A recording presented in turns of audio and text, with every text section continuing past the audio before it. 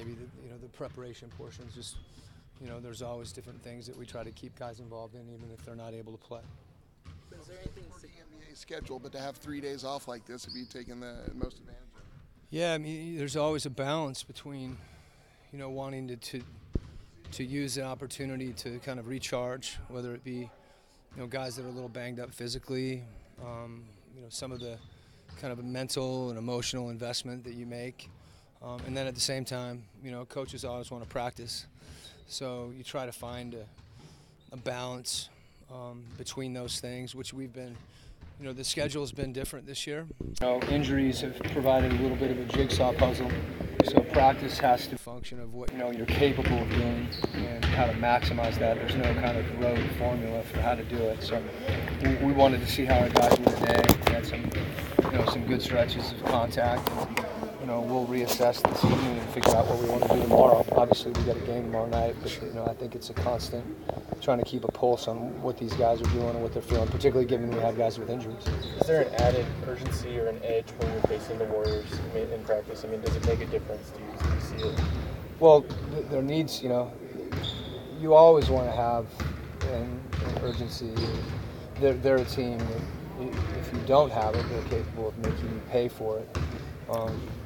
In a pretty severe way. And we saw that last time we played them in the third quarter. So that's who they are, and they test you in so many ways.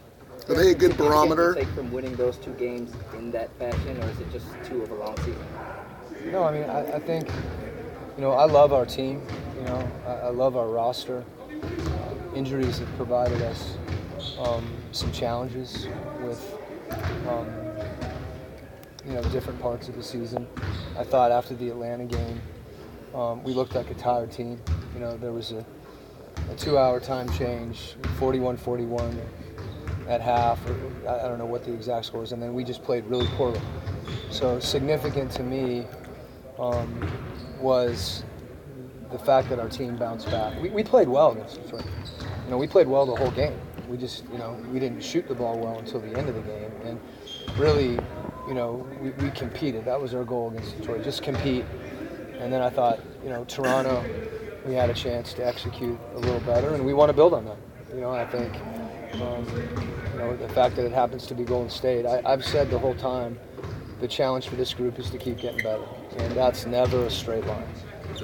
It's always, it never goes the way you think it's going to go. It's just kind of a steady climb, and how you deal with that is important. And tomorrow night's going to give us another opportunity to have, adversity inflicted on us. What's the top thing you need to do better as a team? Wow, that's a big statement. I'm never going to be able to give you one thing that we need to do better. I think the effort is there, the competitiveness is there. When I say defend better, we defended really well the last couple of games. Defend more consistently, I think, would be the key thing. And to be efficient offensively. It's hard to separate any one thing. Obviously, there's basketball as a game, endless connectivity.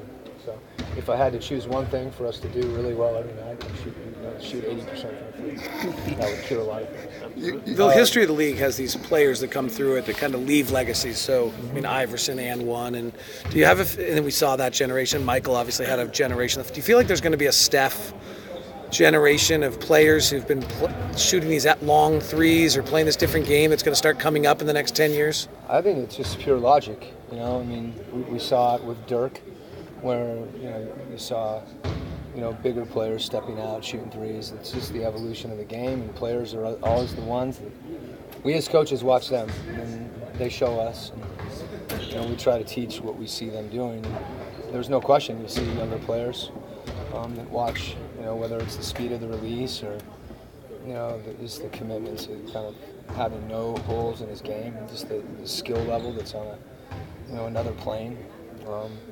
So we're going to keep seeing that, and it's going to be with other players as well. He's the one that comes to mind as quickly because, he's not 7'1", so there's more people that can try to emulate Steph Curry by the numbers. That's what makes him special. I'm sure jerseys don't have much impact on anything you're doing for tomorrow night, but do you kind of welcome anything that, maybe puts an extra zip in the player's step? I don't, more than anything, I don't see the jersey as a gimmick. as much as I do a reflection on some of the really. This is a beautiful state, and to the extent that something as simple as a jersey can capture or represent, and forward a level of pride in that, I think it's a great thing. So people will like them, other people won't like them. The tastes are always variable, but I think the underlying thing is it's representative of our state and the beauty that's inherent. Do you have a tie to match? What's that? Do you have a tie to match? You know me better than that, Bob. Thanks, Coach. I'm gonna match my shoelaces. Yeah. You're gonna wear an RC. I might have.